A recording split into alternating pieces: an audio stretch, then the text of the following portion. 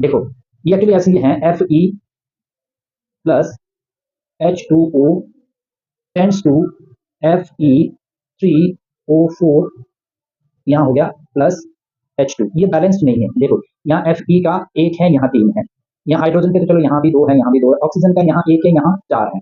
तो एक जो आपको मैं एनसीईआरटी मेथड से भी बताऊंगा और एक इसका शॉर्टकट मेथड भी आपको मैं बता रहा हूँ, ठीक है। तो देखो यहाँ पे इसके कॉफिशिएंट लिख लो, स्टोइकोमेट्रिक कॉफिशिएंट लिखा आपने A B C और D, राइट। तो ये आपने ये देखना है यहाँ Fe कितना है, एक ही है ना, तो इधर A एक है, राइट। अब रिएक्टेंट साइड देखो जरा, इधर Fe कितना है 3, लेकिन इसको इसके कॉफिशिएंट से मल्टीप्लाई करो तो कितना होगा 3C। आ गया समझ में।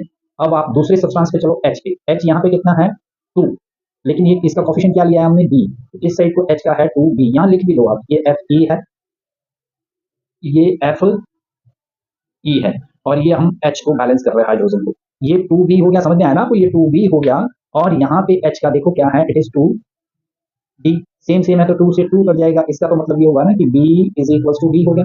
Got it. अच्छा, ये बैलेंस इक्वेशन बता रहा हूँ कि इक्वेशन को कैसे बैलेंस करना है, ये ट्रिकी मेथड है, अंडरस्टूड।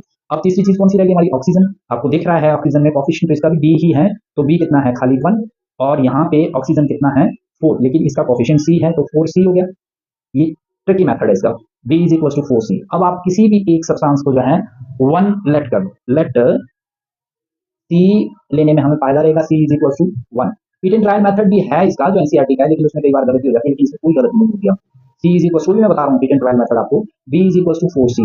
तो C की वैल्यू कहीं भी पुट कर दो, अगर हमने यहाँ पुट की, यहाँ तो A की वैल्यू कितनी आएगी 3 इंटू 1 कितना हो गया 3, यहाँ पे पुट की, ठीक है जी, C की वैल्यू, और C हमारा यहाँ भी है, यहाँ भी है, तो B की वैल्यू कितनी आ गई 4 इंटू C 1, यहाँ 4 हो गई, अंडरस्टूड। तो A की भी वैल्यू आ गई और B की भी वैल्यू आ गई हमारे पास, तो C की तो खुद ही निकल जाएगी। अब C की कितनी हो सकती है, देखो B की पता है आपको, देखो B और B की 4 है, तो यहाँ पे पुट कर लो इसको, 4 इज इक्वल टू 4C, इसका मतलब इससे ये कटा तो C इज इक्वल टू 1 आ गया। बस जिस से अब D भी आप निकाल, D तो B के बराबर ही, D B के बराबर ही है, तो D भी हमारा कितना हो जाएगा, अगर B हमारा 4 है तो डेफिनेटली D भी हमारा कितना होगा 4।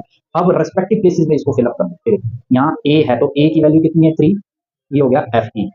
B है तो B की वैल्यू कितनी है 4, ये हो गया H2O, राइट। यहाँ पे Fe 3, अच्छा तो C की वैल्यू कितनी है, तो C की वैल्यू 1 आई है, तो no need to put anything, 1 का मतलब 1 ही हो गया, FeO4, और D की वैल्यू भी 4 आई है, 4H2। ये बैलेंस्ड इक्वेशन हो जाएगी।